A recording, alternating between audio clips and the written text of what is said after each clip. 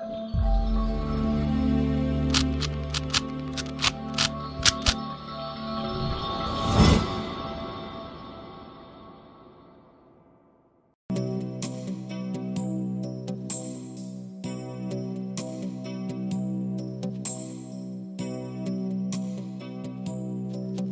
The Lord, hallelujah.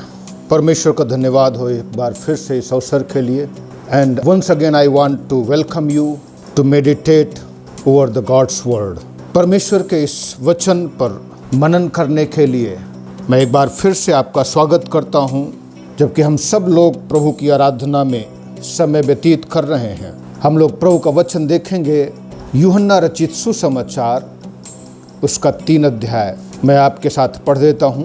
पहले वचन से, फरीसियों में निकोदेमुस नाम का एक मनुष्य था जो यहूदियों का सरदार था। उसने रात को यीशु के पास आकर उससे कहा, हे रब्बी, हम जानते हैं कि तू परमेश्वर की ओर से गुरु होकर आया है, क्योंकि कोई इन चिन्हों को जो तू दिखाता है, यदि परमेश्वर उसके साथ ना हो तो नहीं दिखा सकता। यीशु ने उसको उत्तर दिया, मैं तुमसे सच सच कहता हूँ, यदि कोई नए सिरे से ना जन्मे तो परमेश्वर का राज्य देख नहीं सकता। जो आज मैं आपके साथ विषय लेकर के आता हूँ, टॉपिक है परमेश्वर के राज्य में प्रवेश करने की क्या योग्यताएं हैं। दूसरे शब्दों में, हमारे अंदर ऐसा क्या होना चाहिए जिससे कि हम परमेश्वर के राज्य में प्रवेश करें। जब हम लोग देखते हैं मेरे प्रियो, इस समय के सिनारियों को, इस समय के परिस्थितियों को, जहां पर जगह जगह भूकंप, तूफान और महामारियां आ रही हैं, और सामाजिक राजनीतिक जो ताना बाना है वो दिन प्रतिदिन बदल रहा है। देश पर देश और राज्य पर राज्य चढ़ाई कर रहे हैं, और एक देश अपने आप को सुपीरियर बनाने के लिए दूसरे देश का नुकसान करने के लिए तैयार है, जिसके कारण ये महामारियां और ये बीमारियां दिन प्रतिदिन तेजी से फैल रही हैं, और ये बीमारियां कितने लोगों की जानें लेकर के जा रही हैं। किसी ने अपने भाई को खोया तो किसी ने अपनी बहन को खोया, किसी ने अपने माता या पिता में से खोया, किसी ने अपने बच्चों को खो दिया।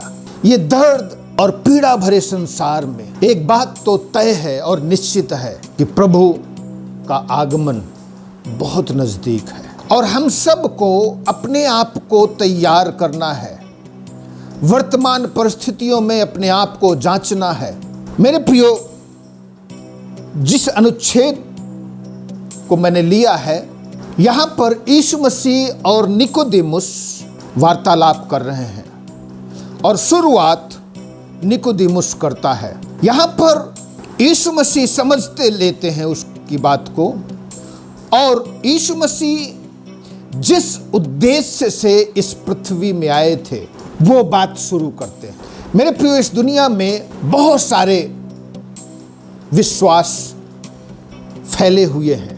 यीशु मसीह एक और फिलॉसफी, एक और दर्शन लेकर के नहीं आए इस दुनिया में। यीशु मसीह यहाँ इस दुनिया में किसी धर्म की स्थापना करने के लिए नहीं आए, किसी मत की स्थापना करने के लिए नहीं आए। यीशु मसीह का जो प्रथम और मुख्य उद्देश्य था वो था मनुष्य जाति का उद्धार, क्योंकि परमेश्वर का वचन बताता है सबने पाप किया और परमेश्वर की महिमा से रहित है। और ये पाप आदम के द्वारा शुरू हुआ मनुष्य जाति में, और इस प्रकार से ये पाप सभी मनुष्यों में फैल गया और परमेश्वर से दूर हो गए। यीशु मसीह इसीलिए आए कि मनुष्य जाति का उद्धार हो।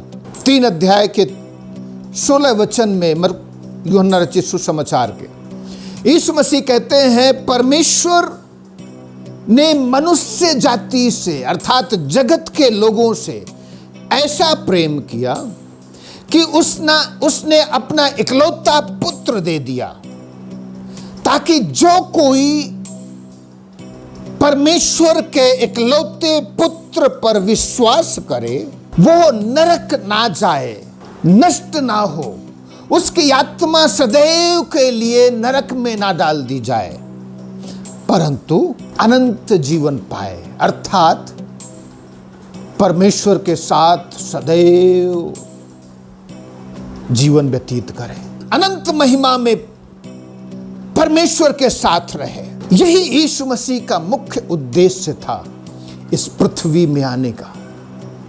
परमेश्वर ने अपने इकलौते पुत्र को मरियम के जो कुंवारी थी उसके द्वारा भेजा, जिसके विषय में परमेश्वर ने पहले से ही भविष्यवाणी कर दी थी। जब आदम और हव्वा ने पाप किया और जब परमेश्वर उस विरोधी अर्थात शैतान को, सांप को ये श्राप दे रहे हैं, तो उसे कह रहे हैं जिस स्त्री को तूने बहकाया है वो उसका पुत्र तेरे सिर को कुचलेगा, यद्यपि तू उसकी एड़ी को तो डसेगा, लेकिन उसी का पुत्र तेरे सिर को कुचल देगा। और मोर क्लियरली, उससे ज्यादा स्पष्ट यशायाह अपनी पुस्तक में कहता है, 7 अध्याय, एक कुंवारी गर्भवती होगी और पुत्र जनेगी और वो उसका नाम इम्मानुएल रखेगी, अर्थात परमेश्वर हमारे साथ है। तो मेरे प्रियो, यीशु मसीह अपने विशेष जिस उद्देश्य के साथ आया था वहां पर यह बात शुरू कर रहा है निकोदेमुस से। निकोदेमुस से कह रहा है यीशु मसीह, मैं तुझसे सच सच कहता हूं, यदि कोई नए सिरे से ना जन्मे तो परमेश्वर का राज्य नहीं देख सकता है। तो यीशु मसीह ने कहा, एक व्यक्ति को जो परमेश्वर के राज्य में प्रवेश करना चाहता है, यह जरूरी है कि उसे नए सिरे से जन्म लेना जरूरी है। और नया सिरे से जन्म लेना, वो आगे हम पढ़ते हैं, पवित्र आत्मा और जल से जन्म लेना। मेरे प्रिय, पवित्र आत्मा और जल से जन्म लेना, जब हम पवित्र आत्मा से जन्म लेने की बात करते हैं तो सबसे पहले जब पवित्र आत्मा किसी भी व्यक्ति में जब कार्य करता है, बेसिस यह है जब एक व्यक्ति परमेश्वर का वचन सुनता है, पवित्र आत्मा काम करना शुरू कर देता है। और जब पवित्र आत्मा किसी के हृदय में काम करता है तो हम पढ़ते हैं यूहन्ना रचित सुसमाचार के 16 अध्याय के 8 वचन में, यहां पर लिखा है, वो आकर संसार को पाप, धार्मिकता और न्याय से निरुत्तर करेगा। 7 वचन से अगर हम पढ़ते हैं तो क्लियरली यीशु मसीह कह रहे हैं यहां पर, तो भी मैं तुझसे सच कहता हूं, मेरा जाना तुम्हारे लिए अच्छा है, क्योंकि यदि मैं ना जाऊं तो वो सहायक तुम्हारे पास ना आएगा, परंतु यदि मैं जाऊं तो उसे तुम्हारे पास भेज दूंगा।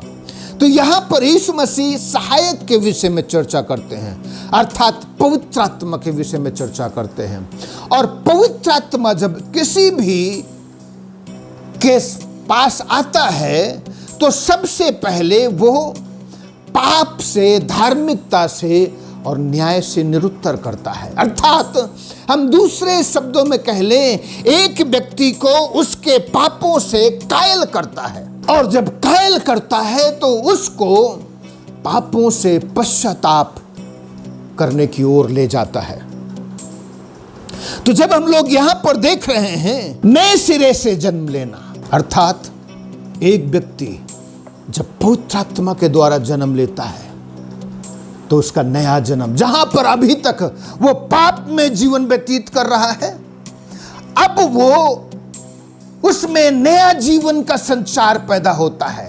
अब वो पाप करना छोड़ देता है, क्योंकि पवित्र आत्मा धीरे धीरे उसको बताना शुरू कर देता है कि उसे पश्चाताप की जरूरत है, उसे मन फिराने की जरूरत है।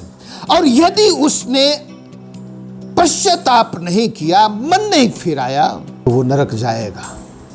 और इस प्रकार से एक पापी व्यक्ति को पवित्र आत्मा मन फिराने की ओर अगुवाई करता है और यीशु मसीह को अपने जीवन का उद्धार करता और मुक्तिदाता करके ग्रहण करने की अगुवाई करता है। तो पहली चीज हम यहां पर देखते हैं, हम स्वर्ग के राज्य में सिर्फ इसलिए नहीं जा सकते हैं क्योंकि हम यीशु मसीह की आराधना करते हैं। पहली चीज, स्वर्ग के राज्य में हम सिर्फ इसलिए नहीं जा सकते हैं क्योंकि हम यीशु मसीह की आराधना करते हैं। ये हम भूल जाएं। कई बार जब लोग कहते हैं हम यीशु मसीह को मानते हैं, तो उन्हें अपने जीवन से कोई मतलब नहीं रहता है, कोई फर्क नहीं पड़ता है वो लोग क्या कर रहे हैं, क्या नहीं कर रहे हैं, ये वो लोग नहीं देखते हैं। यहां पर जब हम लोग देख रहे हैं, निकोदेमुस आकर के क्या कह रहा है यहां पर यीशु मसीह से, यीशु मसीह की तारीफ कर रहा है, प्रशंसा कर रहा है और कह रहा है, हम जानते हैं कि तू परमेश्वर की ओर से गुरु होकर आया है, क्योंकि कोई इन चिन्हों को जो तू दिखाता है, यदि परमेश्वर उसके साथ ना हो तो नहीं दिखा सकता है। तो यह स्वीकार कर रहा है कि तू परमेश्वर की ओर से आया है। इसका मतलब वो तारीफ कर रहा है, वो प्रशंसा कर रहा है यीशु मसीह की। मेरे प्रिय, इस दुनिया में तमाम लोग आपको मिलेंगे जो यीशु मसीह की तारीफ करेंगे, यीशु मसीह की प्रशंसा करेंगे, लेकिन सब लोग जो यीशु मसीह की तारीफ करते हैं और प्रशंसा करते हैं, वो स्वर्ग राज्य जाने के लिए क्वालिफाइड नहीं है। स्वर्ग राज्य जाने के लिए उन्हें कोई योग्यता हासिल नहीं हो गई। मेरे प्रियो, जब हम मत्ती रचित सुसमाचार 7 अध्याय का 21 वचन पढ़ते हैं, तो यहां पर यीशु मसीह कह रहे हैं, जो मुझसे हे प्रभु कहता है, उनमें से हर एक स्वर्ग के राज्य में प्रवेश न करेगा, परंतु वही जो मेरे स्वर्गीय पिता की इच्छा पर चलता है। उस दिन बहुत से लोग मुझसे कहेंगे, हे प्रभु, क्या हमने तेरे नाम से भविष्यवाणी नहीं की और तेरे नाम से दुष्टात्माओं को नहीं निकाला और तेरे नाम से बहुत से आश्चर्य के काम नहीं किए? तब मैं उनसे खुलकर कह दूंगा, मैं तुमको नहीं जानता, हे कुकर्म करने वालों, मेरे पास से चले जाओ। तो मेरे प्रियो, स्वर्ग राज्य जाने के लिए जो योग्यता है, जो क्वालिफिकेशन है, वो ये नहीं है कि हम यीशु मसीह की कितनी आराधना करते हैं, यीशु मसीह को कितना मानते हैं, यीशु मसीह से कितनी प्रार्थना करते हैं, यीशु मसीह की कितनी आराधना करते हैं। आप और हम सुबह से लेकर के शाम तक और 24 घंटे हम लोग यीशु मसीह क्यों ना जपते रहें। ये यीशु मसीह की नजरों में कोई महत्व नहीं रखता है। यीशु मसीह की नजरों में महत्व ये रखता है कि क्या हम नया जन्म पाए हैं, क्या हमने पापों से पश्चाताप कर लिया है, क्या हमने पवित्र आत्मा की आवाज को सुना है। पवित्र आत्मा हमसे बातचीत करता है और जब भी हम कोई गलत काम करने के लिए आगे बढ़ते हैं, पवित्र आत्मा हमारे हृदय में बोलना शुरू कर देता है, ऐसा करना तेरे लिए अच्छा नहीं है, ऐसा करना तेरे लिए गलत है, ये पाप है। मेरे प्रियो, कई लोगों का तो जो जीवन है इतना कठोर हो चुका है, उनका हृदय इतना कठोर हो चुका है पाप करते करते कि उन्हें पता ही नहीं चलता है कि वो पाप कर रहे हैं और मसीही जीवन जीते हैं, और उन्हें पता नहीं रहता है कि वो पाप में जीवन व्यतीत कर रहे हैं। यहूदा अपनी पत्री में कहता है, ये ऐसे लोग हैं जिनमें आत्मा नहीं है, ये ऐसे लोग हैं जिनमें पवित्र आत्मा नहीं पाई जाती है, क्योंकि उन्हें अपनी गलती पर कोई पछतावा ही नहीं होता है। वो गलती पर गलती करते जाते हैं, गलती पर गलती करते जाते हैं, उन्हें कोई पछतावा नहीं होता है। और फिर कई बार जो है वो अपने आप को बहुत धर्मी, बहुत ही पवित्र और लोगों के सामने बहुत ही भक्ति करने वाले अपने आप को दिखाते हैं। दूसरी चीज जो मैं आपके साथ बांटना चाहता हूं, कोई भी व्यक्ति परमेश्वर के राज्य में इसलिए प्रवेश नहीं कर सकता है सिर्फ इसलिए क्योंकि वो एक मसीही परिवार में जन्म हुआ है, या उसका जन्म क्रिश्चियन परिवार में हुआ है, या उसका जन्म क्रिश्चियन माता पिता के उसमें हुआ है। हम में से कई लोग कई बार इस बात को बोस्ट करते रहते हैं, घमंड दिखाते रहते हैं कि वो मसीही माता पिता में के यहाँ जन्म लिया है। यहाँ पर हम देखते हैं निकोदेमुस के विषय में, फरीसी, ये फरीसियों का सरदार अर्थात यहूदियों का सरदार था, ये फरीसी था। दूसरे शब्दों में कहें, परमेश्वर की व्यवस्था का ज्ञाता था। मसीही परिवार में, यहूदियों के परिवार में जन्म हुआ इसका। इस मसीह से कहते हैं कोई अर्थ नहीं है कि तू फरीसी है या क्या है। अर्थ, यदि तुझे स्वर्ग के राज्य में प्रवेश करना है तो तुझे नए सिरे से जन्म लेना जरूरी है। हम लोग, कई लोग सोचते हैं हम तो मसीही परिवार में जन्म लिया है, लेकिन मसीही परिवार में जन्म लेने का मतलब ये नहीं है कि हमने पाप नहीं किया है। इस्राएली लोगों का जब हम लोग हिस्ट्री देखते हैं, परमेश्वर ने उन लोगों को विशेष बुलाया, परमेश्वर ने उनको चुना, और चुनाव भी देखिए कितना महत्वपूर्ण। नूह के 3 पुत्र हुए, उन 3 पुत्रों में से परमेश्वर ने सेम को चुना, और सेम के पुत्रों में से परमेश्वर ने अब्राहम को चुना। अब्राहम के कई पुत्र हुए, लेकिन परमेश्वर ने उसमें से इसहाक को चुना। इसहाक के 2 पुत्र हुए, और उसमें से भी परमेश्वर ने याकूब को चुना। तो मेरे प्रियो, ये परमेश्वर का चुनाव है। और फिर उसी याकूब में से परमेश्वर ने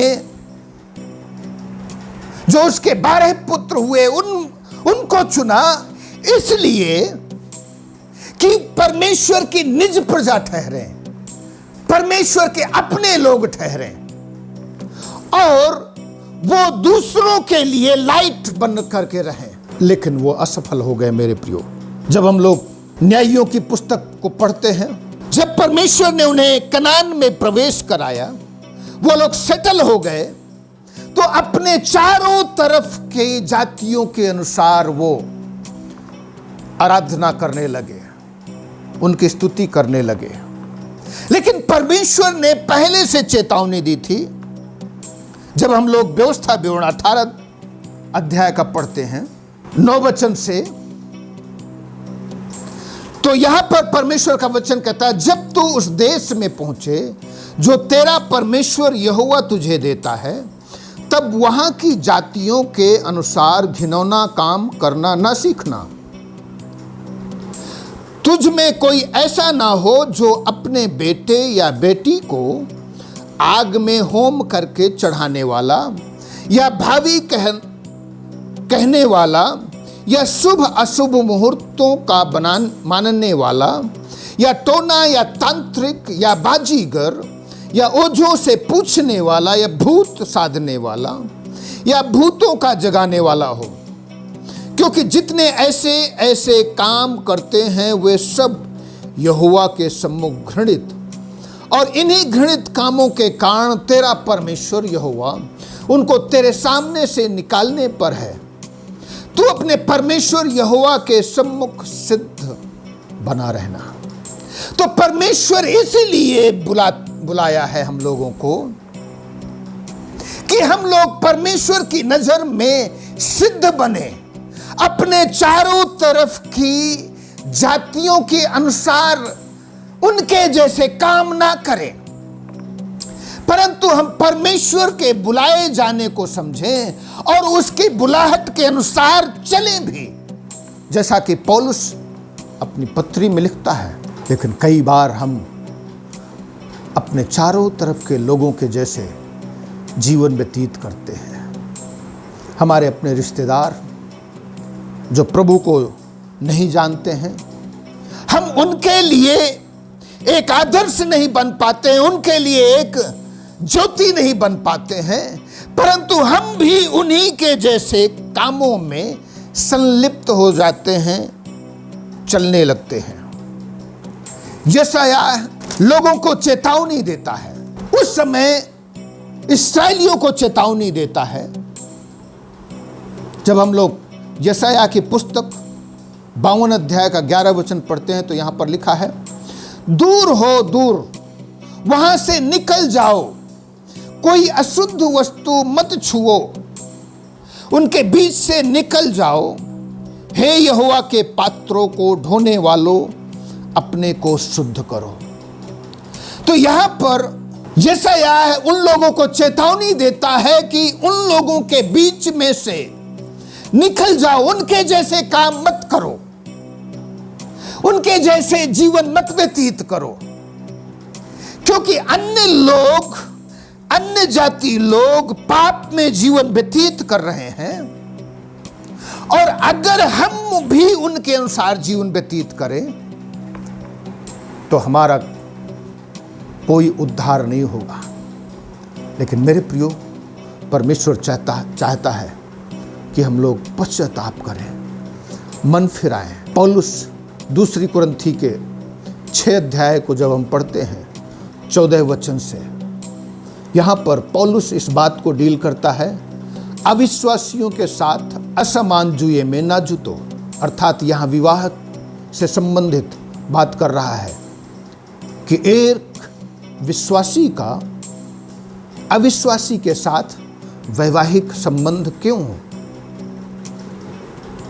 फिर दूसरा, धार्मिकता और धर्म का क्या मेल जोल, ज्योति और अंधकार की क्या संगति, मसीह का बलियाल के साथ क्या लगाव, या विश्वासी के साथ अविश्वासी का क्या नाता, मूर्तियों के साथ परमेश्वर के मंदिर का क्या संबंध। फिर वहां पर पौलुस लिखता है, हम तो जीवते परमेश्वर के मंदिर हैं, जैसा परमेश्वर ने कहा, मैं उनमें बसूंगा और उनमें चला फिरा करूंगा, और मैं उनका परमेश्वर होऊंगा और वे मेरे लोग होंगे। इसलिए प्रभु कहता है, उनके बीच में से निकलो और अलग रहो, और अशुद्ध वस्तु को मत छुओ, तो मैं तुम्हें ग्रहण करूंगा, और मैं तुम्हारा पिता हूंगा, और तुम मेरे बेटे और बेटियां होंगे। यह सर्वशक्तिमान प्रभु का वचन है, 7 अध्याय के पहले वचन। अतः हे प्रियो, जबकि ये प्रतिज्ञाएं हमें मिली हैं, तो आओ हम अपने आप को शरीर और आत्मा की सब मलिनता से शुद्ध करें, और परमेश्वर का भय रखते हुए पवित्रता को सिद्ध करें। तो मेरे प्रियो, आइए हम लोग अपने आप को शुद्ध और पवित्र करें, उस साउल के समान ना बने जिसने पश्चाताप नहीं किया और फिर उसके बाद वो नष्ट हो गया, जो इस्राएल का पहला राजा था। मेरे प्रियो, हम लोग स्वर्ग के राज्य में इसलिए सिर्फ नहीं पहुंच सकते हैं कि हम मसीही परिवार में जन्मे हैं, परंतु इसलिए प्रवेश कर सकते हैं जब हम लोग पापों से पश्चाताप करें, अपने आप को शुद्ध करें और इस दुनिया के लोगों के बीच जैसे काम ना करके, उनके जैसे जीवन ना व्यतीत करके हम लोग प्रभु के लिए एक चुने हुए लोगों की तरह काम करें, पवित्र आत्मा की आवाज़ को सुने। जब पवित्र आत्मा हमें बताता है कि हम गलत कर रहे हैं, हम पाप कर रहे हैं, तो हमें पापों से पश्चाताप करना है। तीसरी चीज़ जो मैं आपके साथ बांटना चाहता हूँ, हम परमेश्वर के राज्य में सिर्फ इसलिए नहीं प्रवेश कर सकते हैं क्योंकि हम बाइबिल बहुत पढ़ते हैं और प्रभु का वचन बहुत जानते हैं। ये जब हम लोग पढ़ते हैं यहाँ पर निकोदेमुस के विषय में, ये फरीसी है, यहूदियों का सरदार है। दूसरे शब्दों में कहें हम, ये रूलर है जो वहां पर शासन कर रहा है, सनहेड्रिन है, यहूदियों का सरदार, सुप्रीम कोर्ट का जज, न्यायाधीश है। ये सब कुछ अच्छे से जानता है। यीशु मसीह ने कहा तू इसलिए नहीं प्रवेश कर सकता है परमेश्वर के राज्य में कि तू यहूदियों का सरदार है, परंतु तुझे परमेश्वर के राज्य में प्रवेश करने के लिए नए सिरे से जन्म लेना जरूरी है।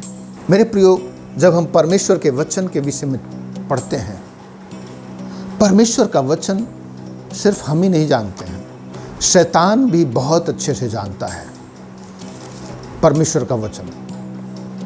जब हम लोग मत्ती रचित सुसमाचार 4 अध्याय के 3 वचन में पढ़ते हैं तो यहाँ पर लिखा है, तब परखने वाला अर्थात शैतान यीशु मसीह के पास आकर कहा, यदि तू परमेश्वर का पुत्र है तो कह दे कि ये पत्थर रोटियां बन जाए। ये परमेश्वर के वचन में लिखा है। फिर दूसरा शब्द जो शैतान यीशु मसीह से कहता है, यदि तू परमेश्वर का पुत्र है तो अपने आप को नीचे गिरा दे, क्योंकि लिखा है वो तेरे विषय में अपने स्वर्गदूतों को आज्ञा देगा और वे तुझे हाथों हाथ उठा लेंगे, कहीं ऐसा ना हो कि तेरे पांव में पत्थर से ठेस लगे। और तीसरा वचन जो शैतान यीशु मसीह से कहता है, तो गिर कर मुझे प्रणाम कर तो मैं ये सब कुछ तुझे दे दूंगा। मेरे प्रियो, शैतान भी जानता है।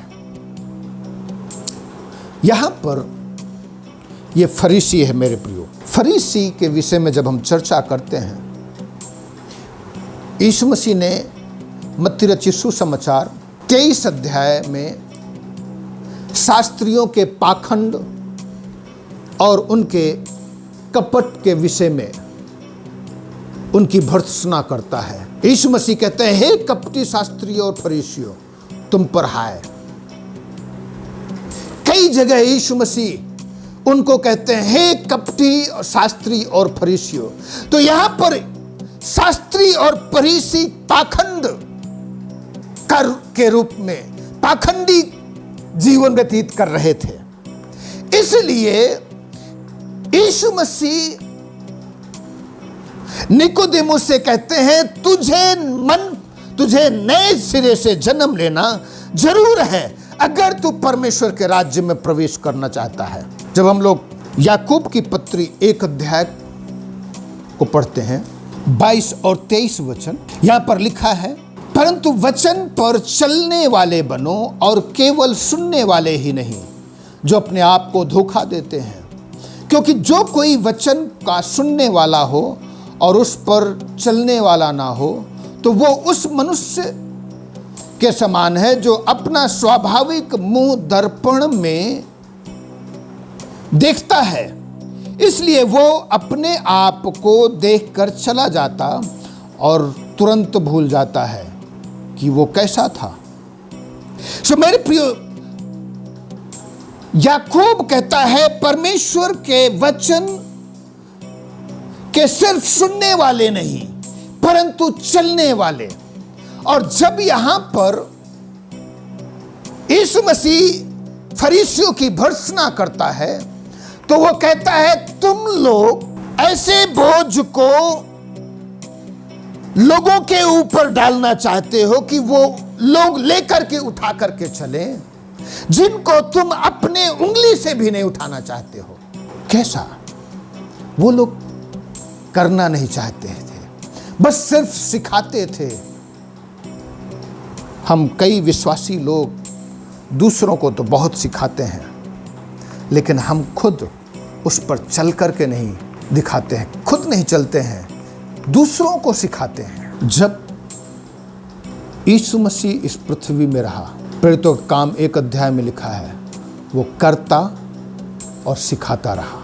यीशु मसीह ने करके दिखाया फिर सिखाया। लेकिन हम विश्वासियों की आज क्या है? जब हम प्रभु का वचन सुनते हैं कि हमें यीशु मसीह की गवाही देना चाहिए तो हम यीशु मसीह की गवाही तो देते हैं, यीशु मसीह के विषय में खूब बताते हैं, अपने पड़ोसियों को, अपने रिश्तेदारों को खूब बताते हैं, लेकिन इस वचन के अनुसार चल करके नहीं दिखाते हैं। और जब तक हम इस वचन के अनुसार चलते नहीं हैं ये कभी भी इफेक्टिव नहीं हो सकता है प्रभु का वचन। मत्ती रचित सुसमाचार उसके 6 अध्याय के 24 वचन में हम पढ़ते हैं, वहां पर यीशु मसीह एक दृष्टांत कह रहे हैं।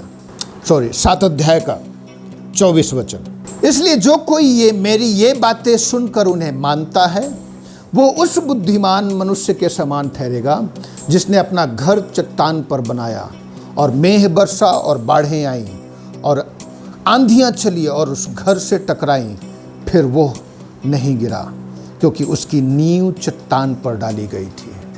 हम लोग कहाँ अपना जीवन व्यतीत कर रहे हैं? यीशु मसीह इस पृथ्वी में मेरे प्रियो आया, उसने मन फिराव का संदेश दिया। उसने बताया कि जब तक हम नए सिरे से नहीं जन्मेंगे परमेश्वर के राज्य में प्रवेश नहीं करेंगे। यीशु मसीह का आगमन बहुत नज़दीक है, कब आ जाए कुछ पता नहीं।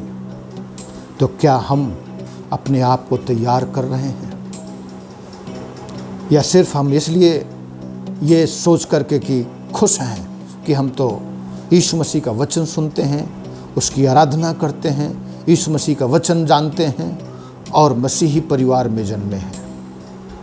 क्या हम इन बातों पर खुश हैं? मेरे प्रियो, आज हमें ज़रूरत है पवित्र आत्मा की आवाज़ को सुनने की। पवित्र आत्मा की आवाज़ को सुनिए। यदि वो कह रहा है कि हम कहीं कोई गलत कर रहे हैं, कोई पाप कर रहे हैं, हमें पश्चाताप करने की ज़रूरत है। आइए हम लोग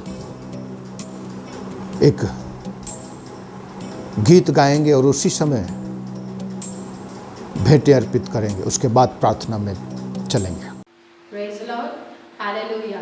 परमेश्वर का धन्यवाद हो सुंदर अवसर के लिए जो परमेश्वर ने हमारे जीवन में दिया। हम लोग इस गीत को गाएंगे जिस गीत के बोल है, ये छोटा सा दिल है मेरे प्रभु तू ले ले अपने हाथों में। और जब मैंने इस गीत को सुना तो मैं इस गीत से बहुत आशीषित हुई। मैंने परमेश्वर की उपस्थिति को महसूस किया और ये गीत मेरे हृदय में छू गया।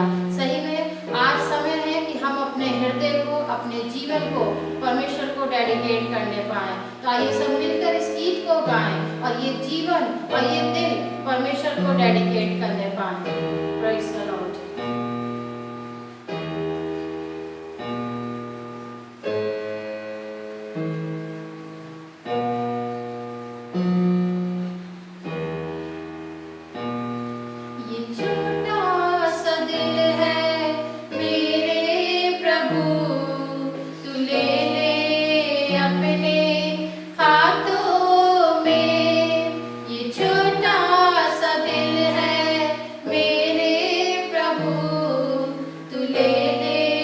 अपने हाथों में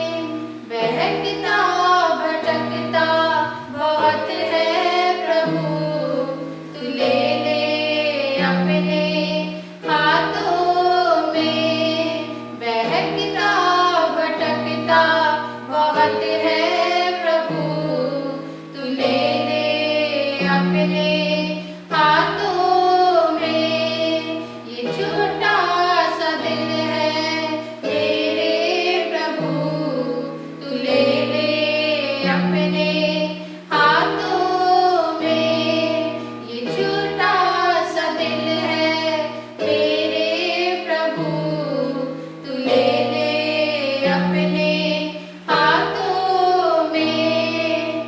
दिल तो बहुत ही चंचल प्रभु, दिल तो बहुत ही चंचल प्रभु, असाध्य रोगों से भरा हुआ, असाध्य रोगों से भरा हुआ।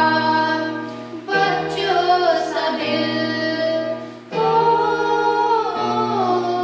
बच्चों सा दिल है मेरे प्रभु, तू ले ले अपने हाथों में।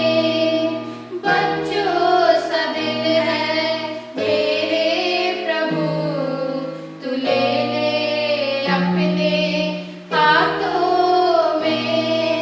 ये छोटा सा दिल है मेरे प्रभु, तू ले ले अपने हाथों में। ये छोटा सा दिल है मेरे प्रभु, तू ले ले अपने हाथों में, तू ले ले अपने हाथों में, तू ले ले अपने हाथों में। आइए हम लोग प्रार्थना करें। परमेश्वर अनुग्रहकारी प्रभु, अनुग्रहकर्ता की प्रभु, हम इन अंतिम दिनों में यह सोच करके खुश ना हो जाएं कि हम तो चर्च जाते हैं, हम दशवांश देते हैं, प्रभु का वचन मानते हैं और बाइबल पढ़ते हैं, रोजाना प्रार्थना करते हैं प्रभु, या हम मसीही परिवार में जन्म लिए हैं, हमारे माता पिता मसीही हैं, क्योंकि ये सब बातें हमें स्वर्ग नहीं ले जा सकती हैं, परंतु स्वर्ग वही चीजें ले जा सकती हैं प्रभु, जैसा तूने कहा है, पवित्र आत्मा की आवाज को सुने।